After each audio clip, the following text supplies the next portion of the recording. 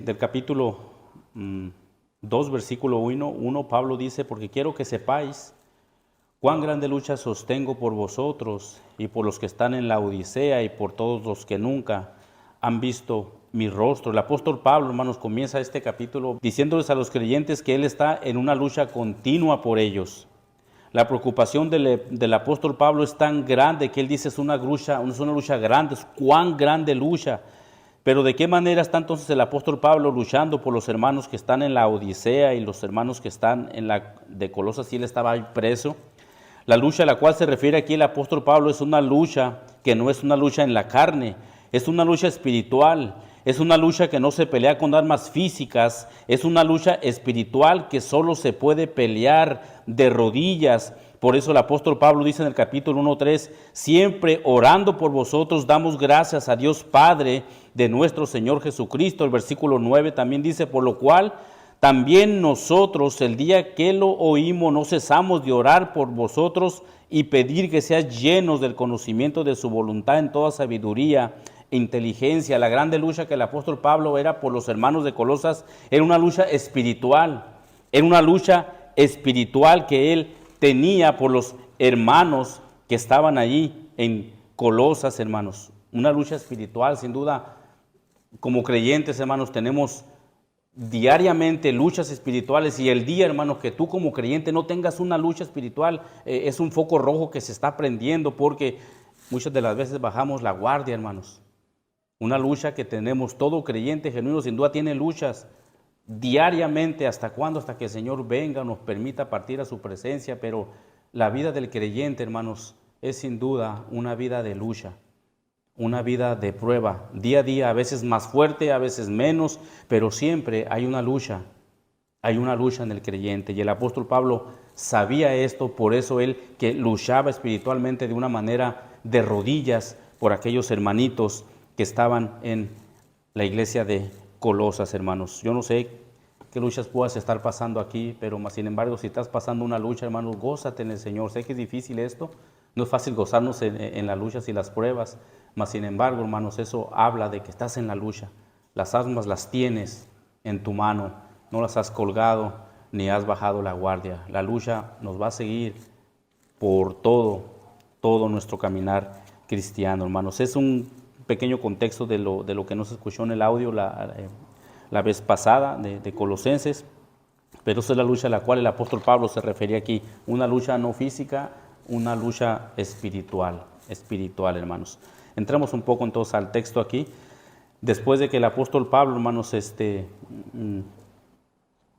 dice que los hermanos están arraigados y sobreedificados en Cristo, que es nuestro fundamento. Dice el apóstol Pablo, versículo 8, mirad que nadie os engañe por medio de las filosofías y huecas sutilezas, según las tradiciones de los hombres, conforme a los rudimentos del mundo, y no según Cristo.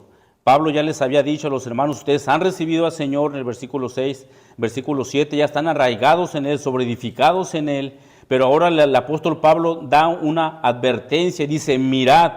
Pablo les exhorta a estar atentos, a estar alertas. La preocupación del apóstol Pablo era que por nada del mundo ellos permitieran ser engañados, que ellos continuaran firmes en su fe. Pablo sabía que si los creyentes de Colosas daban un poco de oportunidad a estos falsos maestros, ellos podían ser una presa fácil para meter entonces sus herejías. Recuerdan, hermanos, que una de las herejías que estaba ahí era que la fe en Jesucristo no era suficiente para salvación, que ellos ocupaban algo más, tenían que hacer algo más, que la sola fe en Cristo no es suficiente para salvación, no es suficiente para la salvación. Ellos decían, hermanos, que tenían que tener un conocimiento aún más elevado aún, aparte de la fe en Jesucristo. Y esta es la razón por la cual el apóstol Pablo ora, hermanos, en Colosenses 1:9, por lo cual dice también, vosotros del día que lo oímos no cesamos de orar por vosotros y pedir, dice el apóstol Pablo, que seáis llenos del conocimiento de su voluntad en toda sabiduría e inteligencia. Y como ya lo dijimos al principio del capítulo 2, la lucha de que el apóstol Pablo tenía era que ellos pudieran llegar a una madurez espiritual, hermanos. Pablo dice, estén atentos, mirad que nadie os engañe. Dice, Pablo dice que tengan cuidado de ser engañados, ya que si los falsos maestros lograban introducir esas enseñanzas, los creyentes de Colosas estarían en un peligro inminente, hermanos. John MacArthur dice, referente a esta palabra de engaño, y cito, es secuestrar o capturar a alguien como presa o botín de guerra. Fin de la cita. Que nadie os engañe. Si ustedes llegan a ser engañados por estos falsos maestros, ustedes serán secuestrados, ustedes serán como alguien que fue capturado como presa de botín de guerra. Hermanos, un capturado sin duda está en un cuarto, en una cárcel, sin voluntad propia, ya no puede hacer nada. Entonces el apóstol Pablo dice, tengan cuidado que nadie los engañe. Estos hombres son muy sutiles, son muy inteligentes para meter sus falsas enseñanzas en las congregaciones, especialmente en la congregación aquí de Colosas. Tengan ustedes cuidado de que nadie, dice, nadie los engañe. Pablo dice, si ustedes caen en el engaño, serán secuestrados, serán esclavos de esas falsas enseñanzas. Esa es la razón por la que Pablo dice, mirad, tengan cuidado. Es una alerta, estén atentos. Fíjense dónde caminan, fíjense por dónde andan, estén atentos para que no sean esa presa fácil o botín de guerra. Jesús mismo dice en Mateo capítulo 7:15, guardaos de los falsos maestros que vienen a vosotros con vestidos de ovejas, pero por dentro son lobos rapaces. Estos engañadores, hermanos, no tienen un letrero en su pecho o en su frente que digan, yo no creo en Jesús, yo no creo en la Biblia. Estos hombres, hermanos, son tan sutiles, hermanos, tan preparados para engañar a las personas y al rebaño, hermanos, que dice el Señor Jesucristo. Esos vienen con vestidos de ovejas, se comportan como los de la iglesia, hablan como los de la iglesia, se conducen como los de la iglesia, pero al final dices, pero por dentro son lobos rapaces. Estos son estafadores y ladrones. Y mismo Pablo en Filipenses capítulo 3 dice, guardados de los perros, guardados de los malos obreros, guardados de los mutiladores del cuerpo. Tengan cuidado, iglesia de Colosas, dice. Tengan mucho cuidado, amados hermanos, porque estos hombres vienen a ustedes muy sutiles, les empiezan a susurrar al oído. Recuerdan quizás como la serpiente a Eva, con que Jesús ha dicho, pero yo creo esto, yo creo esto. Y estos falsos engañadores así trabajan. No vienen con un letrero diciendo, yo no creo en Jesús, yo no creo lo que la Biblia dice. Ayer precisamente cuando estábamos en el evangelismo, una persona fue lo que nos dijo, yo creo en Dios, pero yo no creo lo que la Biblia dice. Es incongruente esto, hermano. Mas sin embargo, eso pasaba, hermanos, en el tiempo del apóstol Pablo y eso sigue pasando el día de hoy. Personas no creen en la palabra del Señor. Y pues supuestamente Pablo, como el buen ministro de Jesús y por el amor que les tenía, se preocupaba por ellos para que no cayeran en los engaños de estos hombres falsos. Sin duda, hermanos, una característica de un buen siervo del Señor es la preocupación por las ovejas que el Señor ha puesto en su mano para apacentar. Es una de las características de un buen siervo del Señor, que nos preparan, nos advierten, tengan cuidado, estén alertas, escudriñen la palabra para que no sean engañados, como Pablo lo hacía por los hermanos de Colosas. Sin duda él doblaba rodillas, no sabemos qué tanto tiempo, pero sin duda él lo hacía, doblaba rodillas para que estos engañadores no llegaran a infiltrar sus enseñanzas en los corazones de los creyentes que estaban en la iglesia de Colosas. Una característica del siervo fiel del Señor, hermanos. Pero también, mis hermanos, sin duda, es cierto cuánto dolor sienten cuando la falsa enseñanza toca a la puerta de algunos congregantes y son llevados, como dice Pablo, los creyentes en Éfeso, de 4:14, para que ya no sean niños fluctuantes, llevados por doquiera, de todo viento de doctrina, por estratagema de hombres que para engañar emplean con astucia las antimañas del error. Sin duda el corazón de los fieles ministros se entristece cuando algunos congregantes viene la enseñanza, hermanos, errónea y son arrastrados a ella.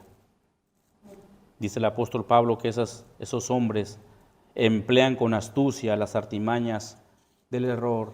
Tengan cuidado, dice el apóstol. Mirad que nadie os engañe. porque hablan tan bonito de Dios. Ahorita tú sales a la calle y tú preguntas que si creen en Dios, todo mundo cree en Dios. Te hablan de Dios, pero más sin embargo no es el Dios de la Biblia. Volvamos al texto ahí. Dice, por medio de filosofías y huecas sutilezas. Pablo les dice que el medio para engañar son las filosofías. Esta palabra, hermanos, significa en sí amor a la sabiduría. Ahora, ¿es malo ser sabio? ¿Es mala la sabiduría? Proverbios 15:2 dice, la lengua de los sabios adornará la sabiduría, mas la boca de los necios hablará sandeces. Proverbios 16:23, el corazón del sabio hace prudente su boca y añade gracia a sus labios. Eclesiastés 4:13, mejor es el muchacho pobre y sabio que el rey viejo y necio que no admite consejos. El amar la sabiduría en sí no es malo, se convierte en pecaminoso cuando, según el texto aquí, los falsos maestros buscan la sabiduría fuera de Cristo, porque ellos buscan encontrar y enseñar lo que sacan de sus propias mentes torcidas, lo que solo se puede entender por medio de una revelación divina. Y aún, hermanos, miramos en el internet cuántos falsos maestros, hermanos, de su mente torcida sacan una y mil herejías por sus propias mentes torcidas. Pablo, hablando de la culpabilidad del hombre, Romanos 1:22, dice, profesando ser sabios, se hicieron necios. Esos son los que hoy en día también, hermanos, se dicen ser los llamados apóstoles de Cristo. Y ahorita sobreabundan ese tipo de personas. Los ungidos de Dios, los escogidos de Dios, se denominan estos hombres. Así dice Pablo, ellos profesan ser sabios, pero en realidad se hicieron necios. Estos engañadores pretendían ser sabios, pero en realidad, dice Pablo, son unos necios. Tengan cuidado. Pablo les advierte a los hermanos, tengan mucho cuidado. Volvamos al texto. Mirar que nadie os engañe por medio de filosofías y huecas sutilezas, según las tradiciones de los hombres, conforme a los rudimentos del mundo y no según Cristo. Las huecas sutilezas, Pablo se refiere a algo que no tiene valor en sí, algo que no tiene fondo, algo que no tiene fundamento. Dice Pablo que estas filosofías son huecas y sutilezas según las tradiciones de los hombres. Esta palabra tradición se puede también referir, hermanos, a tipos de enseñanza que pasa de generación en generación. Muchas de las veces te encuentras tú con personas que sí se llaman católicas. Tú les preguntas, ¿vas a la iglesia? No. Entonces, ¿por qué tú te denominas que es católico? Bueno, porque mis abuelos enseñaron a mis papás y mis papás me están enseñando a mí, están inculcando la doctrina católica, pero en realidad yo no soy católico. Muchas de las veces creemos, hermanos, que aún estando aquí en la iglesia, que porque nosotros como padres somos creyentes, también nuestros hijos ya son creyentes. Y aunque es bueno enseñarles a nuestros hijos la doctrina del Señor, sin duda la salvación es personal, hermanos. La salvación es personal. Entonces, el ejemplo que podemos dar de ese tipo de personas que se dicen ser católicas, pero únicamente fue una tradición que sus abuelos y sus padres le han pasado, pero en realidad nunca van a la iglesia en ningún momento, hermanos. Mirad que nadie os engañe por medio de las filosofías y huecas sutilezas, según las tradiciones de los hombres, conforme a los rudimentos del mundo. Pablo dice que esas filosofías huecas son solo basadas a los pensamientos del mundo. Cada pensamiento filosófico resulta ser hueco y sin base firme, porque Pablo dice, no es según Cristo. Toda sabiduría que no esté fundada en el conocimiento de Cristo, según el contexto aquí, resulta ser un conocimiento nulo, sin fundamento y por lo tanto inútil. Recuerdan que otra de las herejías de estos engañadores era que para alcanzar salvación tenían que tener un conocimiento muy elevado y superior a la misma palabra del Señor. Pero Pablo la ataca en el capítulo 2, versículo 2. Dice, hasta alcanzar todas las riquezas del pleno entendimiento, a fin de conocer el misterio de Dios, el Padre y Cristo, en quien están escondidos todos los tesoros de la sabiduría y del conocimiento. Cada pensamiento de la filosofía, tanto antigua como la moderna, son pensamientos sin fundamento. Pablo dice que en Cristo están escondidos todos los tesoros de la verdadera sabiduría. Todo pensamiento, hermanos, que esté fuera de Cristo, según el contexto acá, hermanos, es nulo. completamente nulo. Versículo 9, porque en él habita corporalmente toda la plenitud de la deidad. Pablo afirma que Cristo es la misma esencia del Padre. Pablo una vez más lo afirma, ya lo había dicho en el capítulo 1:15, Él es la imagen del Dios invisible. Luego en el versículo 9 dice, por cuanto agradó al Padre que en Él habitase toda plenitud. Pablo está diciendo que la naturaleza del Hijo es meramente divina. Y el apóstol Juan lo dice, Juan capítulo 1 versículo 1, en el principio era el Verbo y el Verbo era Dios y el Verbo era con Dios y el Verbo era Dios. El Evangelio de Mateo capítulo 1 dice, he aquí, una virgen concebirá y dará a luz un hijo, y le llamarás Emmanuel, que significa Dios con nosotros. Dios con nosotros, aquí en la tierra, Dios con nosotros. Volvamos al texto, hermanos. Y a vosotros, dice, estáis completos en Él, que es la cabeza de todo principado y potestad. Esta palabra, hermanos, de que estamos completos en Él, se puede decir de esta manera también, habéis sido llenos o habéis alcanzado la plenitud. ¿A qué plenitud se refiere? Bueno, dice Colosenses 1:21, ahora os ha reconciliado en su cuerpo de carne por medio de la muerte para presentaros santos, sin mancha, irreprensible delante de Él. Todo aquel que ha depositado su fe en Jesús recibe justificación, santificación, redención, que es la base, hermanos, de nuestra salvación. Juan 1:16 dice, porque de su plenitud tomamos todos, y gracia sobre gracia. Pablo está diciendo que en Cristo está la fuente de toda sabiduría y del conocimiento. No se ocupa otro conocimiento especial para la salvación. Nosotros estamos completos en Él. Carlos Spurgeon da una definición, hermanos, acerca de la condición de estar completos. Dice, completos sin ayuda de ceremonias judías, completos sin ayuda de la filosofía, completos sin los inventos de la superstición, completos sin méritos humanos. Todo depende de Dios, únicamente de Él y de su obra redentora. Hermanos, volvamos al texto, que es la cabeza, dice, de todo principado y potestad. Pablo está diciendo que Él es la cabeza, o sea, el gobernador de todo principado. Todo lo que se mira y no se mira, el Señor tiene, hermanos, la autoridad, porque Él es soberano sobre todo. Él tiene la última palabra en todo lo que pueda pasar en este mundo. Y aún, hermanos, lo que estemos pasando ahora nosotros, Dios tiene el control. No sé qué puedas estar pasando, ni tú ni yo. Tú conoces tu corazón, Dios conoce tu corazón, pero aún en eso Dios tiene el control. Él es soberano sobre todas las circunstancias que el creyente pueda estar pasando. Mas Jehová está en su santo templo, calle delante de Él toda la tierra, dice Habacuc 2:20. Él está en su santo templo, Él gobierna desde ahí, sentado en su trono. Él es soberano de todas las cosas. Colosenses 1:16, porque en Él fueron creadas todas las cosas, las que hay en los cielos y las que hay en la tierra, visibles e invisibles, sean tronos, sean dominios, sean principados, sean potestades. Todo fue creado por medio de Él y para Él. Dios es soberano, es la cabeza de todo principado y toda potestad.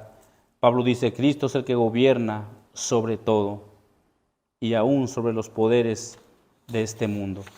Él es el gobernador soberano de cada situación y lo que podamos estar pasando. Como iglesia, Él es soberano, hermanos. Volvamos al texto, versículo 11.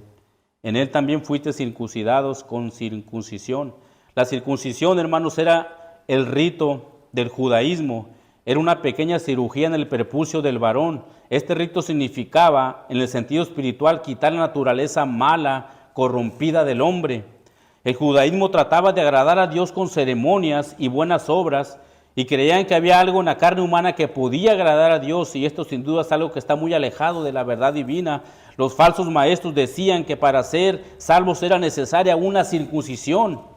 Estando ahí, ellos decían, no solamente la fe, no solamente la palabra, ustedes para tener una salvación plena necesitan circuncidarse. Probablemente estos engañadores tenían en mente Génesis 17:11 que dice, circuncidaréis pues la carne de vuestro prepucio y será por señal del pacto entre mí y vosotros. Versículo 12, y de edad de 8 días será circuncidado todo varón entre vosotros por vuestras generaciones, el nacido en casa y el comprado por dinero a cualquier extranjero que no fuere de tu linaje tendrá que ser circuncidado. Quizás estos hombres tenían en mente este versículo donde dice por todas las generaciones. Ellos decían entonces, ya ves, tienen que circuncidarse para poder llegar a la salvación plena. Estos engañadores decían eso. Recuerden que ciertamente Jesús hizo un pacto con Abraham ahí, Génesis 17:11, circuncidaréis pues la carne de vuestro prepucio y será por señal del pacto entre mí y vosotros. Y ya era Abraham de edad de 99 años cuando circuncidó la carne de su prepucio. Y estos engañadores decían que aún debían pues circuncidar su prepucio para llegar a tener una salvación plena. Ellos eran salvos, pero les faltaba algo, decían ellos, la circuncisión, para poder tener esa salvación plena. Pablo dice que de nada aprovecha la circuncisión. Si no se guarda la ley, era necesario que la obra de Dios actuara haciendo una circuncisión del corazón. Lo dice en Romanos 2:26. Pues en verdad la circuncisión aprovecha si guardares la ley, pero si eres transgresor de la ley, tu circuncisión viene a ser incircuncisión. Hermanos, no aprovecha de nada, dice el apóstol Pablo. Dice esta frase de aquí, no hecha a mano. Pablo está diciendo que esta circuncisión no es física. El hecho de que Pablo diga que no fue hecha a mano es porque las manos humanas no tienen parte en ella, porque el hombre no se merece mucho menos ganar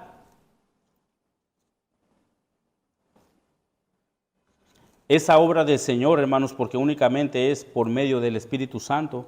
Deuteronomio 30, versículo 6 dice, y circuncidará Jehová tu corazón y el corazón de tu descendencia para que ames a Jehová tu Dios con todo tu corazón y con toda tu alma, a fin de que vivas. Romanos 8, pues no es judío el que lo es exteriormente, ni es de la circuncisión la que lo hace exteriormente en la carne, sino que es judío el que lo es en el interior, y la circuncisión es la del corazón, en espíritu, no en letra, la alabanza del cual no viene de los hombres, sino de Dios. Recuerden, hermanos, que los judíos decían que por el solo hecho de ser descendientes de Abraham, ellos ya tenían el favor de Dios. Hay una leyenda que dice que Dios había puesto a Abraham en la boca del infierno, y cuando un judío moría, se encontraba allí con Abraham y Abraham le decía, bueno, ¿tú de dónde eres? Yo soy judío. Ah, eres judío, bueno, entonces ¿por qué vienes acá? Tú no debes de estar aquí, tú tienes que ir allá arriba, únicamente por ser descendiente de Abraham. Y es lo que el apóstol Pablo aquí está diciendo, no tiene nada que ver. Lo que dice, no es judío el que lo hace exteriormente, ni la circuncisión la que lo hace exteriormente en la carne, sino es judío el que lo es en el interior. La circuncisión del corazón, Pablo está diciendo, la circuncisión física de nada aprovecha. Al echar de vosotros el cuerpo pecaminoso carnal, esta circuncisión simbolizaba el remover el cuerpo pecaminoso carnal del hombre, el pecado y la caída de todo ser humano que ha heredado por medio de Adán. Versículo 11, en él también fuisteis circuncidados con circuncisión no hecha a mano, al echar de vosotros el cuerpo pecaminoso carnal, en la circuncisión de Cristo. Pablo dice que la única circuncisión que puede echar el pecado del hombre, hermanos, es la circuncisión de Cristo, es la que está hecha por el Espíritu Santo en el corazón del nuevo creyente, y el resultado es que con la muerte de Cristo el creyente murió al pecado, murió a la ley y murió al mundo. La circuncisión de Cristo en nuestro corazón es para el creyente, hermanos. El ser humano siempre ha tratado de buscar el favor de Dios en las buenas obras, quizás llevando una vida moral. La vida moral quizás nos puede librar, dice Sproul. La vida moral te puede librar quizás de la cárcel, pero una vida moral no te puede librar del infierno. Lo dice Sproul, hermano. Y sin duda, como les comentaba ayer que fuimos al evangelismo, muchos se excusaban, otros sí escucharon, pero unos definitivamente molestos al escuchar la verdad de Dios. Una persona muy molesta, muy agresiva. Cuando escuchan la verdad de Dios, hermanos, se molestan. Muchas personas buscan el favor de Dios en las obras de la carne. Demos gracias a Dios, amada iglesia, porque la obra del Señor en nosotros, justificación, santificación, redención, ha llegado a nosotros por la gracia y la misericordia de nuestro Señor. Si tú estás aquí, hermanos, no es porque hayamos sido mejores que otros, o porque hayamos sido capaces que otros. Estamos aquí por la pura gracia del Señor Jesucristo, que le ha placido darnos esta salvación tan grande, hermanos. Esa es la circuncisión que tiene peso, que tiene valor, la que es hecha en nuestro corazón. Vivamos